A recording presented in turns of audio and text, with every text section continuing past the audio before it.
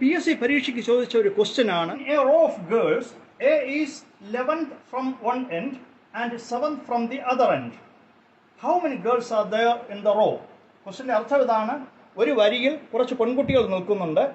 അതിൽ എ എന്ന് പറഞ്ഞ പെൺകുട്ടി ഒരറ്റത്ത് നിന്ന് 11ാമതും മറ്റേ അറ്റത്ത് നിന്ന് 7ാമതുമാണ് നിൽക്കുന്നത്. അങ്ങനെയാണെങ്കിൽ ആ വരിയിൽ എത്ര പെൺകുട്ടികളുണ്ട്?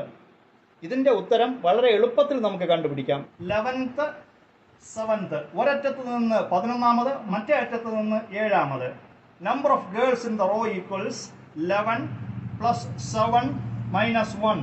That is equal to 18 minus 1. That is 17. There are 17 girls in the row. എൻ്റെ ടെക്നിക്ക് ഇതാണ്: ഒരറ്റത്ത് നിന്ന് 11ാമതാണ് ആ കുട്ടി നിൽക്കുന്നത്, മറ്റേ അറ്റത്ത് നിന്ന് 7ാമതാണ് നിൽക്കുന്നത്. അങ്ങനെ 11ഉം 7ഉം ആഡ് ചെയ്യുമ്പോൾ ആ കുട്ടി 2 പ്രാവശ്യം ആഡപ്പ് ചെയ്യപ്പെടുന്നുണ്ട്. അതുകൊണ്ട് ഒരു പ്രാവശ്യം നമ്മളതിനെ കുറയ്ക്കുന്നു.